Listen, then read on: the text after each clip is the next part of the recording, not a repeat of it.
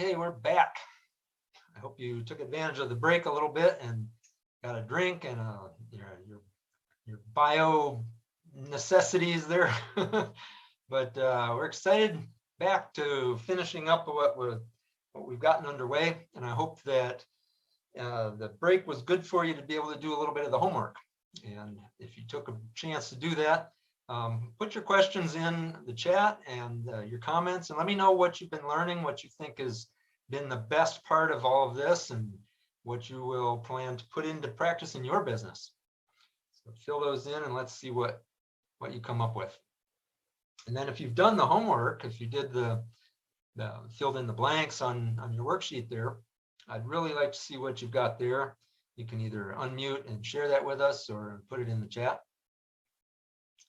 And hopefully what you've done there will be a practical help in your business. I'm going to share my screen again. Keep going. You liking this so far? Is this good? Are we covering stuff that's helpful for you? I hope so.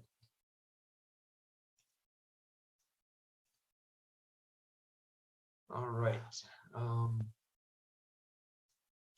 Share my screen again.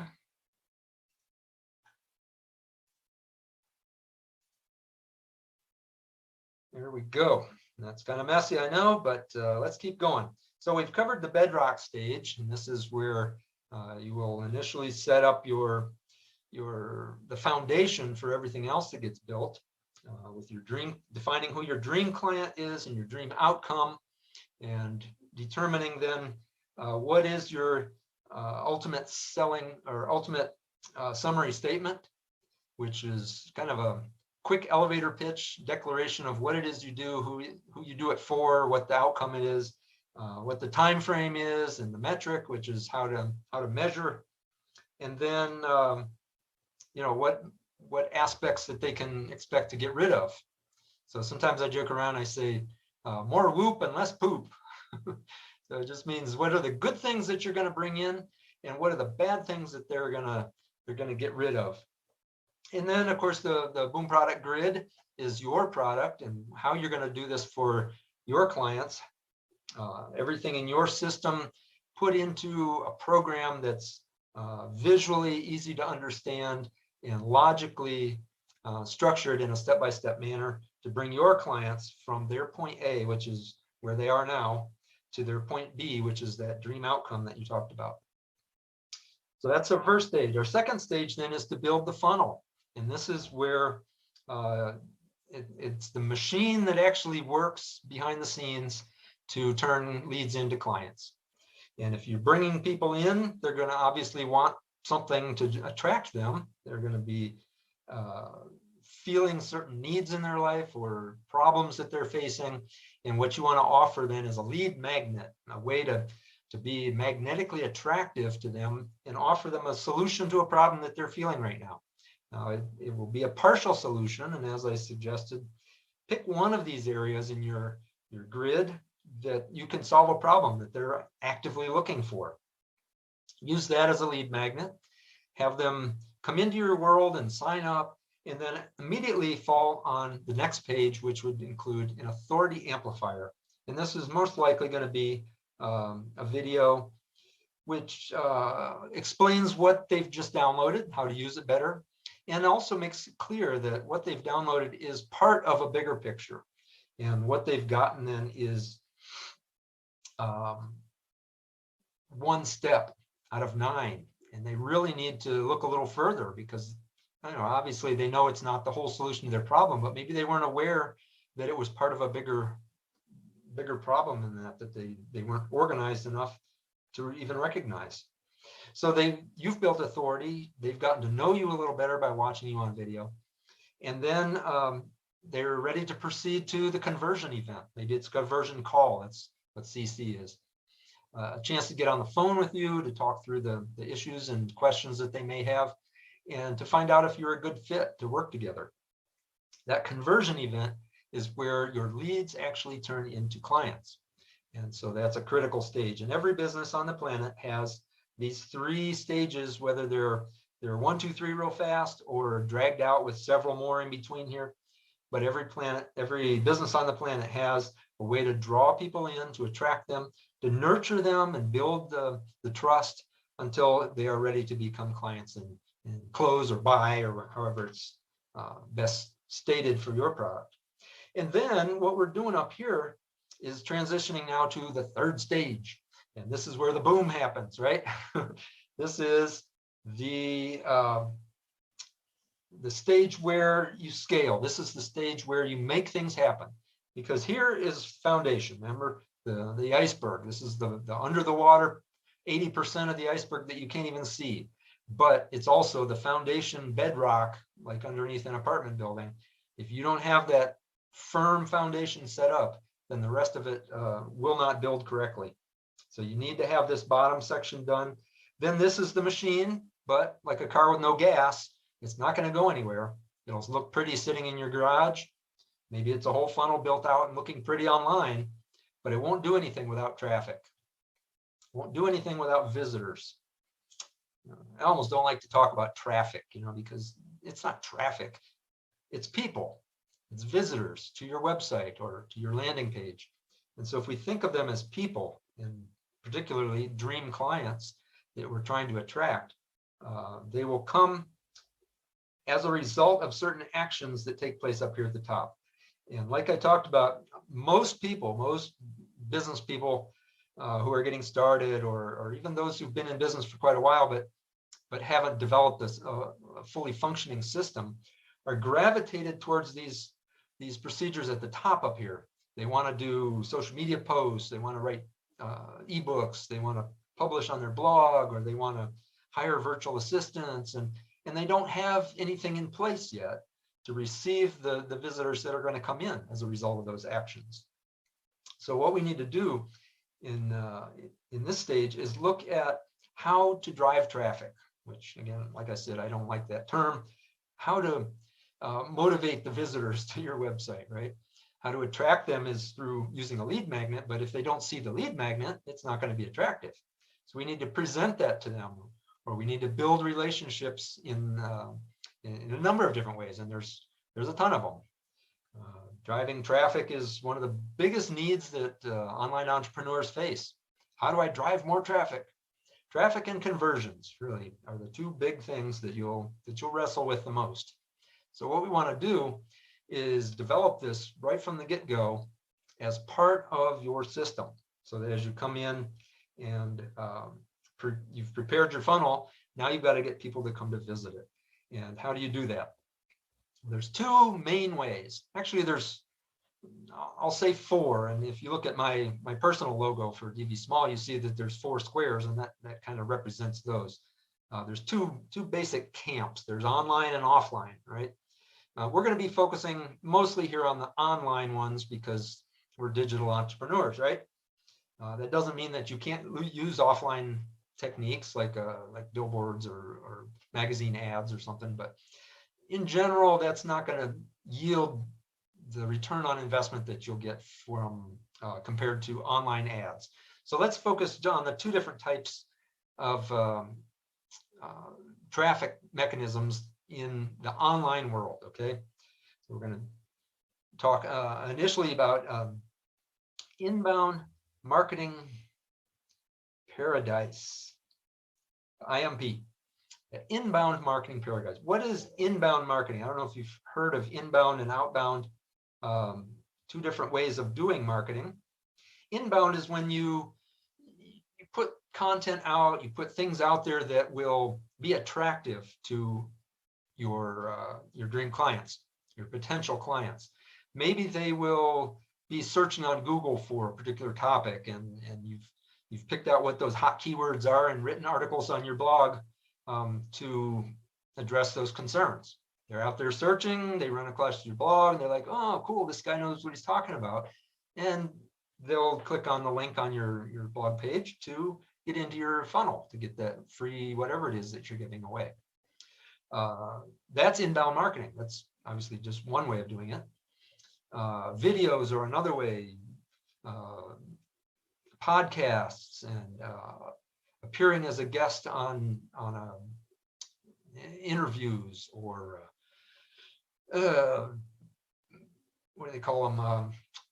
Press releases, things that are out there in PR world, where you're just putting yourself out there in different ways, for different reasons, for different ends, but ultimately it's attractive to the right people because of your message and because of who you are and the way you express it or whatever.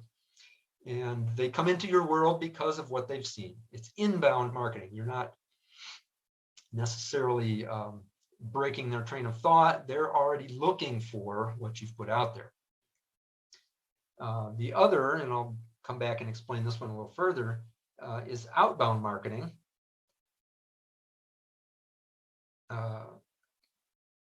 Outbound marketing, ATM, because outbound marketing is advertising. And that's where you're disrupting their thought process and what they were actually looking for, and they see your ad instead.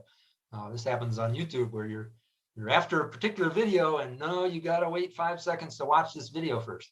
Well, it's only because those ads are not interesting to you that you consider them to be an intrusion. When it's something interesting, you're like, oh, wow, cool. I'll just tell a little story. Actually, one time I went to watch a video. I wasn't really, doing anything particularly urgent at the moment, just watching some YouTube videos, and up popped an ad for something that I was very interested in, which had to do with digital marketing and all of that. But this ad was an hour and a half long. I think it was somebody's replay of a webinar that they had done. The ad was an hour and a half long, and I watched the whole thing. I thought it was great because it was something that spoke to me. It was an outbound marketing effort by, I don't even remember who it was now, that was targeted so directly that it spoke to me, because obviously I would have been a dream client for whoever this guy was. I didn't end up buying from him, but his content that he produced out there was so interesting to me that I stayed with it for an hour and a half, because it was focused on me as a dream client of his, and the dream outcome that I was after. I wanted results in my marketing, and he was talking about how to get results in your marketing, or whatever it was. I don't remember for sure. But I say that because outbound marketing is usually an effort that we as marketers do to break into the attention span of our potential clients. So maybe they're doing something else, and we break into that through an advertisement. And usually it's paid ads. Let's be honest here. Paid ads, I could call this paid ads, but there are other aspects of outbound marketing too. The ATM aspect of it is, automatic teller machine. It's like printing money. Once you get your numbers optimized and set up, and your conversion rates, and you know how much you can spend on an ad because it gives a return that's X number of times greater, then it's an ATM. You just keep hitting the money button, and it keeps printing out more. So what I mean by that is, let's say you spend $1 on ads, and in the end, you end up with $5 back, because you've attracted a lead for $1 who, once you get enough of them in there, the percentages fall down to and your price is right, so that you get a return of $5 for every $1 that you spend in ads. Now, is that worth it? Would you do that all day long? I would. Every $1 I spend, I get $5 back. Wow. And ultimately, that's the goal that we want to get to, is that you would spend as much as you possibly can on ads, because every $1 you spend will multiply. So it doesn't make sense to hold back. And I know people that are spending well over $100,000 a day on Facebook ads. Now, why? Because it's giving a return to them of well over that $100,000, and it's worth it. They want to spend more. And so ultimately, we want to get you there. We want to get you to the point where you're using inbound marketing.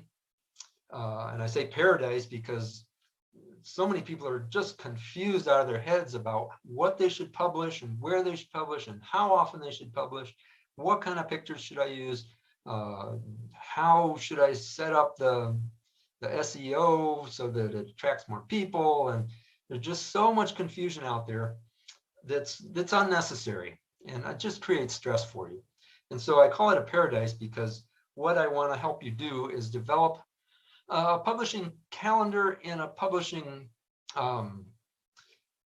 topic repertoire that will not create stress for you, but will generate for you the desired outcome, which is a flow of leads into your funnel. And that's very possible. You don't have to stress out. You don't have to be constantly worrying about, well, what am I wrote a blog post last week? What am I going to write about this week? It can become very stressful. And especially if you have somebody else, then what you do is get somebody else doing your work for you, and they don't quite understand what you want. And so it becomes a confusion point for everyone. And your clients, for them, they don't know what to follow or what to make of it. And oftentimes they'll see right through the fact that you're confused and end up not following you. So what do we do? Let's talk about this publishing. My father's an author, and he always talks about his publishing empire. So let's talk about your publishing empire. What are you going to put out there in the world in terms of publishing? What's a wise schedule, and where do you get your topics about for your blog posts and your videos and all of that? We want you to go right back to this and this. Remember how I talked about how that was so important and fundamental? The statement that you put together here clearly defines exactly what you will teach and be doing, and this is what your business is all about. And so why would you deviate from that when you go to publish online? You shouldn't. That quick little summary statement, that ultimate summary statement, should speak to everything that you publish up here. That statement will be the basis for everything that you publish. And you're like, whoa, wait a minute, that'd be kind of boring. After a while, I don't have anything else to say. Well, wait a minute, and I'll show you why. You have an unlimited supply of topics to write on.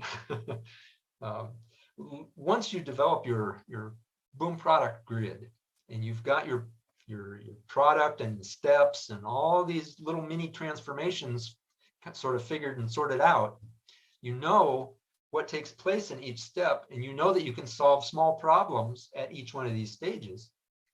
Now you've got a gold mine for topics to write on, because you just take one of these topics in your system and you write about the frequently asked questions. Maybe you will write about the description of how it works and what it means, or maybe you'll write about a case study that you've done about someone who had an issue in this area, right? And so as you go along, there are different ways to approach the topics that are involved in each one of these. So like Aaron Fletcher always talks about, all of the topics that you write about live in your boom product grid. So it becomes very easy. You can turn each one of these into, let's say, just 3. Let's just pick 3. You take 9 times 3, you've got 27 topics to talk about already. So it becomes a never-ending source of topics. And really, you shouldn't talk about anything that doesn't fit into this, because it's not faithful, or it's not part of your true business focus. Remember, we talked about you've got one business focus. Don't write about things that are out there, don't have anything to do with it, even though they may be interesting or your clients may like it. You need to stay focused. And so we're going to publish things related to your boom product grid and make each topic work hard for you, right? Why reinvent the wheel every time? And what I mean by that is multiply and recycle, repurpose your topics. So let's say, for example, you write a blog post about how to generate leads on Instagram. I don't know, pick a topic that relates to your or how to lose weight and on a mushroom diet. That might be a topic that is interesting to your dream client, and you write a blog post about it. Now, what can you do with that same information? You can turn it into a video. You can turn it into little nuggets that get posted on social media. You can turn it into what do you call it? I just drew a blank. Podcast. You can turn it into a podcast topic. Maybe you can find another expert on that same topic and interview them on your podcast as a way to bring in other authorities in a particular area.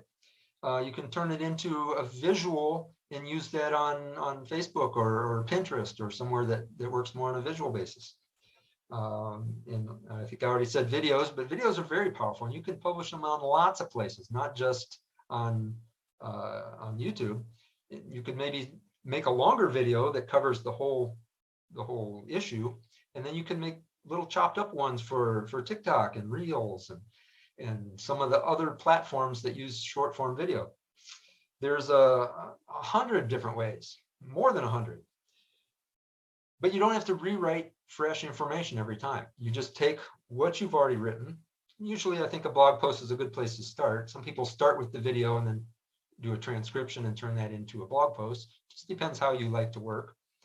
But then that information can be multiplied and multiplied and multiplied and published on lots of different platforms. And that's a great project for your virtual assistants to do. You generate the content and they repurpose it in a multitude of different places. And what does that do? All those little seeds that have been scattered out there will accumulate. I mean, you don't publish a blog post and then lose it. It goes out into the ether and stays there.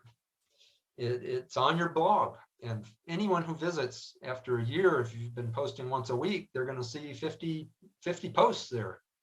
Or if you come back after a year of posting a video per week, then all of a sudden you've got 50 videos on your channel. And they just keep building up year after year. And that builds authority, that builds credibility in Google's eyes and the search engines. So it's important to be publishing regularly in lots of different places. And of course, that content needs to drive people's interest back to your funnel.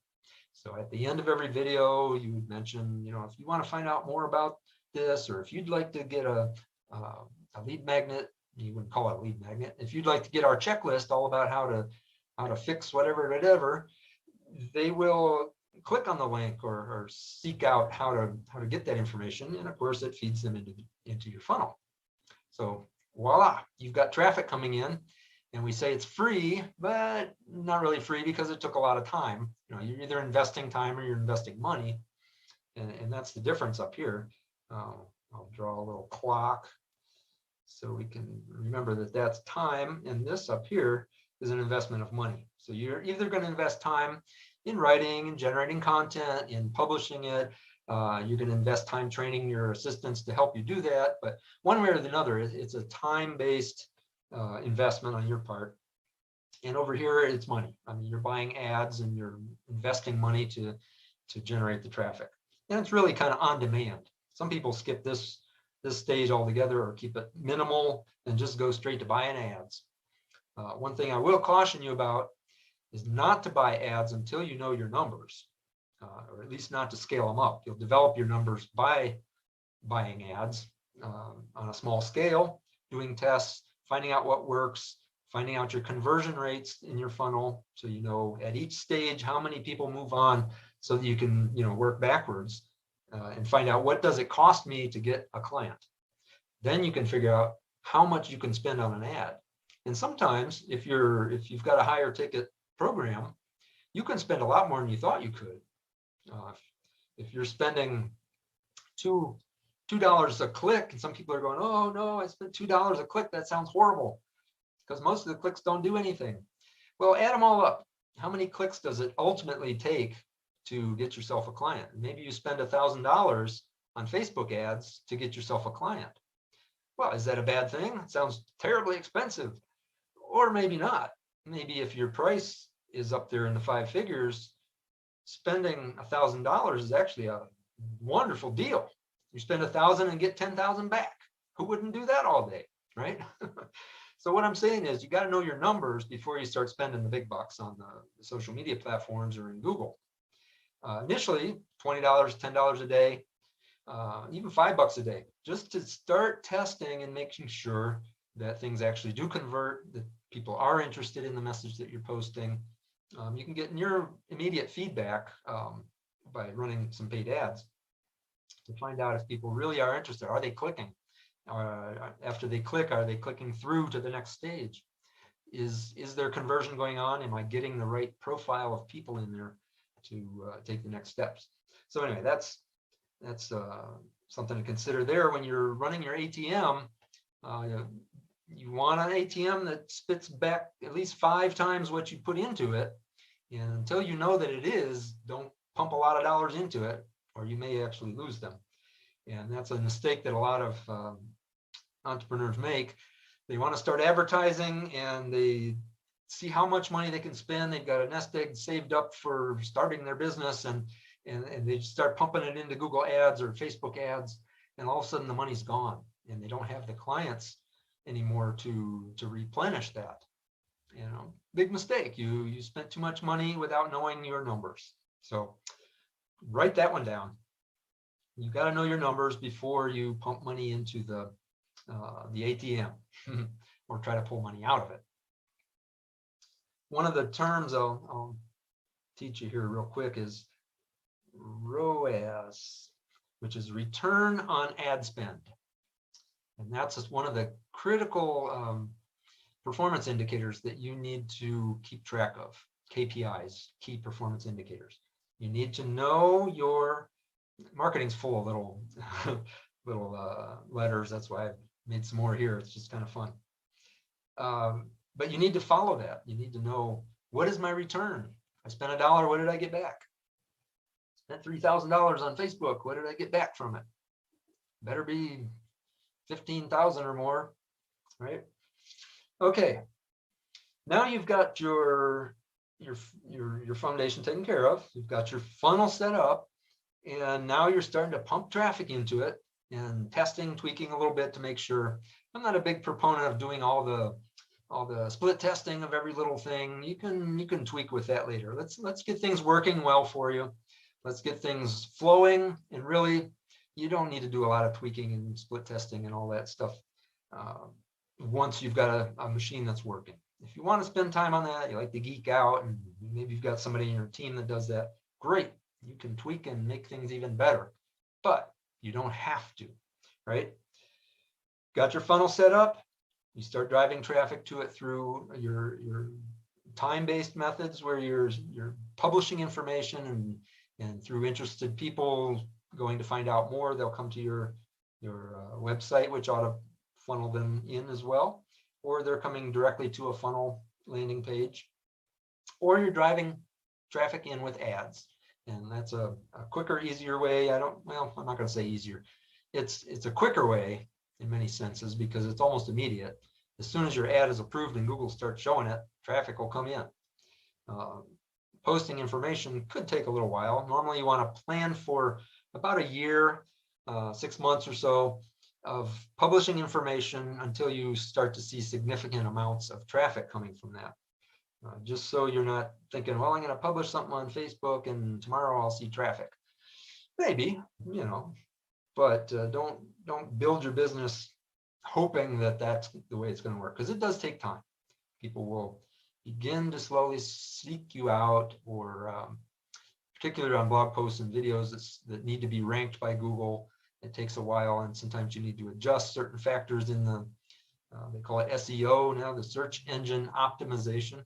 You need to optimize those elements that are out there so that Google will rank you better.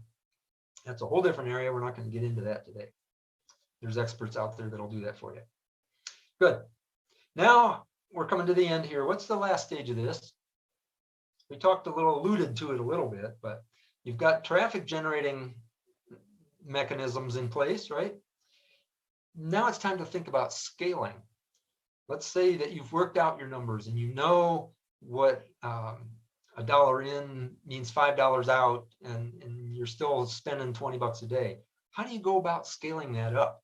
How do you make that from a 5-figure a month business into a 6-figure a month business? How do you grow your company? And that's really the last stage of the Boom product grid that I use with my clients, is to help them not only set it all up and get it running, but take it to the next level. And so there's a whole lot of things. I sort of put a SKL here for scale, just because I like letters. It's sort of a, I don't know, I might change that. But anyway, we need to scale it up. And there's healthy ways and unhealthy ways to do that. I say healthy in terms of a business. You can't just, oh, this works, and I'll suddenly dump a whole bunch of money onto it in your ads. When you test it $10, $15, $20 a day, to scale it, then you need to scale it up gently. Allow allow Google and Facebook and so forth to adjust to the changes that you're making, and then scale that up in a way that won't hurt the business, because sometimes you can actually hurt by scaling too fast. You can also hurt your own infrastructure if you're not prepared for a larger influx of clients. We try to help you get things set up in a way that is automatable. Is that a word? You can automate everything, systematize it so that no matter how many are coming in, you can handle them. But sometimes that takes a transition. If you've been coaching for a while and a lot of your clients and a lot of your programs are really set up for one-on-one, you can't just dump 100 more clients into your system, or you're not going to be able to handle them. But we can find ways to structure your programs in a group setting, or in a way that you can multiply your impact by taking care of more than one client at a time. Also by hiring other coaches to help you take on some of the load, or by hiring virtual assistants to take on some of the busy work that normally would hold your time. So there's a lot of different tactics and techniques that go into the scaling process, and that's an important stage. It's a growth stage. It's really beyond 13 weeks, because that is an ongoing process. But we can get it started, get the principles laid out, so that you know how to go about scaling a thing into to ultimately reach what your point B, what your desired outcome really would be. And it's always exciting to sit down and kind of brainstorm some of that and plan it out, make the dreams come true, right? And I hope that what you've done initially, or as part of this, I'll encourage you, if you haven't yet, is to work on your goals and dreams, and what you would really like to do. Where would you like to be in 90 days, in a year, in 3 years, and ultimately by retirement time? Think in different time frames like that. And I'm not talking about strict goal setting with the SMART system and all that. That's great. You can do that. But at least have in your mind, or on paper, even better, a way, what you're shooting for. What does your future self look like? What does your future self do, or how do they live? Or it's almost like it's another person. Really, it is. You're not going to be the same person in the future that you are now. And when I first learned that concept, it really opened my mind to think about, what is my future self? What do they look like 3 months from now? What do they look like a year from now? How do they live? How do they spend their time? How much money do they make?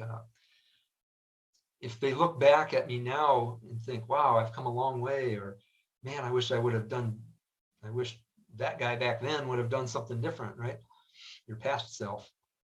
And you can adjust that as you go along, obviously, but do some dreaming. Make a dream board, cut out pictures from magazines to illustrate or to represent those goals that you have and those things that you desire, so that you have something to work towards. Hang it up on the wall, and be constantly reminded of, my future self is there. Now I just need to conform to that and become that person that's in the future. And by doing that, you generate a whole bunch of questions. How am I going to do that? I really want it, but I have no idea how to get there, or I would have already, right? uh, but you see other people where you'd like to be, right? Somehow they got there, and everybody was born with, as a baby, with nothing. They didn't get born with a business. I mean, I know some people inherit a business from their parents, but usually it's not a digital business that involves coaching and consulting and the types of things we're focusing on more today. My point is, if you want to reach a certain end, look at others who have gotten there already, because it'll encourage you. And like they say, success leaves clues. You can study other people who have gotten where you're going. And that's the whole reason to have a coach. And if your coach can help you, you eliminate all the problems and errors and mistakes that they've either already made or can alert you to, so that you don't make them yourself. And becomes a shortcut, really, because you can zig and zag. And I told my story a little bit at the beginning there, how I did that. I made all the mistakes, and I spent money on the wrong things, and I looked in the wrong directions and went the wrong ways. I learned a lot of lessons, school of hard knocks, right? But now I know those things, and I've learned those lessons, and I can help other people to avoid those same mistakes. And really, I wish I would have gotten a coach earlier on. I did get a coach to help me set up my agency, but then I didn't retain him, and I kind of went on my own. And I tried to do everything myself. And there's a few people out there that can actually do that. Pretty rare. Nobody's good at everything. And not only do you need a team that's good at what they do to help you out in areas where you're not so good, you also need a coach to give you the orientation, the direction, the instruction, because he can see from a detached position, viewpoint, and see where you're about to step in a hole, or see where you could do a lot better by changing a little bit of an aspect. And a coach often won't tell you what to do, but they'll ask the right questions to help you realize what you need to do, right? And a lot of times what we need to do is already in our heads. We know what we need to do, and we just need someone to help direct our paths and help us achieve what we need to achieve. Other times we do need somebody to step in, and that's more of what a consultant does. They'll come in, evaluate a situation, see what needs to be done, and give some orientation, some direction. A trainer will help a person who is maybe very deficient in a certain area that they want to learn and develop in, and know that will really help them advance in their business. And so a trainer will come in and train them and teach them and build into them the skills and abilities and knowledge that they need to advance. So, there's a lot of different aspects to what you do. And in your boom product grid, when you sit down and develop that, you'll need to make that very clear about what you do, so that you're not sometimes coming off as a trainer, and other times as a consultant, and other times as a coach, because you just really don't know quite how you do it. No, I would encourage you, and we always work together to make that very clear. Follow a certain process, because that's how you do it, and it leads to the same result all the time. And that's what you want to be able to do, is focus on one result that you can give by doing the same thing every time. Once you get that set into a pattern or established as a method, then it's easy to scale it up. It's easy to train other people. I say easy, I don't mean it's like easy peasy like that. I mean, it's more simple and direct. You can get other people to do a lot of the same work that you do by basically cloning yourself, by teaching them to do the same thing that you do. And you can double your efficiency, or triple or quadruple, bringing other coaches and trainers and consultants, or whatever it is that you are, bringing others onto the team to help you do the same thing that you do. Some people like to build a business up and then actually get other people doing it and step away and do another business, or do do another aspect of it while the proven aspect is being handled by other people. So there's a lot of options. And in this scale segment of our grid here, we can explore a lot of different options and see what kind of options that would be best for you and work towards the future. So let me ask you, are you excited? Anybody excited out there? Wave your hands there in front of your camera and let me know. Are you beginning to see new possibilities? Are you beginning to understand that, yes, you can do that? Your business could be 10 times bigger than it is now without all the overwhelm and the stress and the trying to figure it out. Because what? We've got a plan. We've got a roadmap with step-by-step that's so crystal clear, you can't get lost. I love it when you're asking somebody for directions and they're like, well, it's down there and you turn here and you go over there and you can't miss it. You can't miss it, huh? Compare that kind of help to the GPS that's in everybody's pocket nowadays with the smartphones. You put in where you want to go and it tells you where to turn, and there's even a cute little voice that tells you when to turn and all of that. What I'm trying to give you here is the GPS version, right? How to get where you want to go. Your point A, which is today where you are, maybe confused, maybe a little stuck, a little really wanting for something bigger, but not sure that it's even possible for you. Maybe feeling of overwhelmed, lost in the woods because so many different gurus have come along telling you what to do, and you've got a piece from here and a piece from there, and they don't fit together right. I've been there too. Anybody else? We get so much information coming in nowadays, especially if you get yourself on a bunch of emailing lists. And I'm going to tell you right now, put yourself on an information diet. Block those things out, especially if we start working together, because you're going to need focus. You're going to need to not be distracted by other things that work, other systems. I'm not saying they don't work, but there's too many different ones. And if you get too many different people giving you advice from too many different angles, then you're bogged down again. You've got great advice, you've got great teachers, but you're bogged down because it comes in from different angles. It's not a unified system. And that's what I seek to give you here. The revenue boom system is a system. And not only is it just a system, it's the system that's proven in thousands and thousands of cases all over the world. Because I can say that because not that I've worked with all those clients, but I've adapted a system that is proven. It's known to work, and case after case after case in just about every sector of business that you can think of, whether it's e-commerce or brick and mortar local businesses or virtual businesses online, coaching and consulting and teaching and training and authors and speakers and those kind of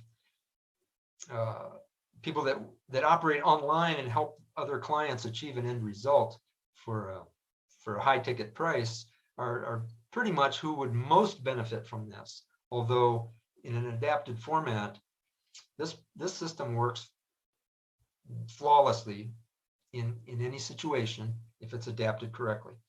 What I like to do is help coaches and digital entrepreneurs adapt this system for their scenario in a way that brings them from being stuck to that future that they really want, which normally is a 6 or 7 figure income with tranquility in life, not being overwhelmed, not being frustrated, but having systems in place that work and make money for them even while they're sleeping. You know, that's the ultimate dream.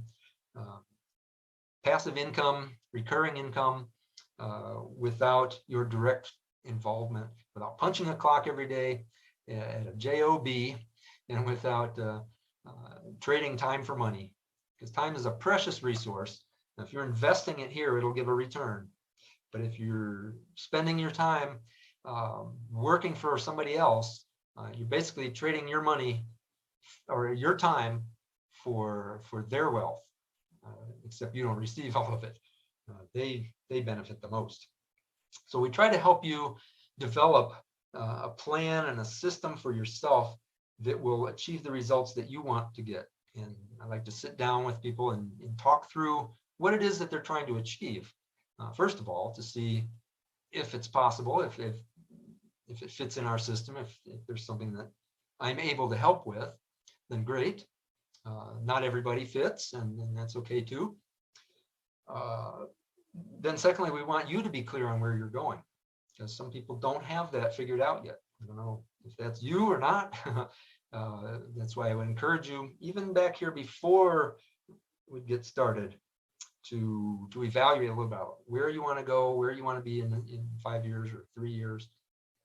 Think down the road a little ways about your future self, and start to build that in your mind so that you can build it in your life. Great. What we've got for you, and I'd like to take just a couple of minutes after this break. Let me give you a break. Why? Because I need you to do some of this work on your sheets. Okay, I want you to fill in a little bit about the topics that you could write about. Okay, or speak about. If you prefer speaking, record a video and then transcribe it. There's places that'll do that for you cheap. If you prefer to write, then great. Write a blog post and later turn it into a video. And you can either do that yourself. There's artificial intelligence things that now read with a very good voice, or you can pay somebody cheap to record your videos. Either way, start with your topics. Start thinking through what are some of the topics that I could use, pulled out of this whole map that you've laid out. And then think about, I don't know if it's the right time to think about ads, but maybe you have a platform that you prefer and you're more eager to get started using it for ads. Maybe you really like the idea of Google Display, and and we talk about that in the scale. I forgot to mention that, but about remarketing, retargeting. When you visit a website and then mysteriously you start seeing their ads everywhere, that's called retargeting, and that is a very powerful process that we try to help you implement into your whole plan. But some people don't want that. Some people don't want to be, because they think it's bothersome, and I don't want to appear all the time on their or whatever. There may be objections to it. If you don't want to appear on Google Display, then focus on Facebook maybe, or there's other platforms out there. But think through a little bit about your outbound methods. What do you foresee, or where would you like to start? Because really, it's good to have several channels, not put all your eggs in one basket. But on the other hand, you want to start with one, right? So if it's going to be Facebook, you're going to start just with Facebook and run one ad. And we're going to test it, see if it works. If it works, great. We're going to see if we can scale it, adjust it a little bit as needed. Then you can think about another campaign. If you prefer Google, then leave Facebook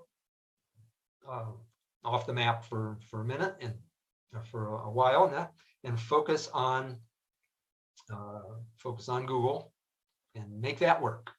You're going to take one thing and make it work, right? So think through a little bit what preferences you may have in that regard with some of your outbound efforts, and whether or not you would want to start with some test campaigns early on. Some people have no money to invest, or they're too gun shy and they don't want to try ads right off the bat. No problem.